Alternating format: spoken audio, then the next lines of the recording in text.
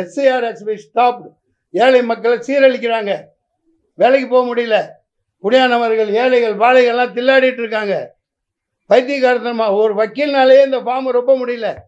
42க்கு முன்னாடி எங்கே இருந்தேன், 2002 எங்கே இருந்தேன், அம்மா பேர் சொல்லு, அம்மாவோட இறந்து போய் 1990 இறந்து போனாங்க. அப்போல்லாம் அவங்களுக்கு ஓட்டர் அட்டையே கிடையாது.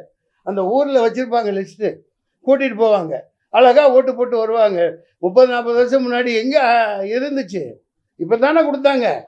ஆட்டோமேட்டிக்காக அந்தந்த கட்சிக்காரங்க அந்த லிஸ்ட்டு வச்சுருப்பாங்க. அம்மா தாய் இந்தாமல் வச்சுட்டு வந்து ஓட்டு போடுமா அப்படின்னு ஓட்டு போட்டு அப்படியே மரியாதையாக நடத்துனாங்க.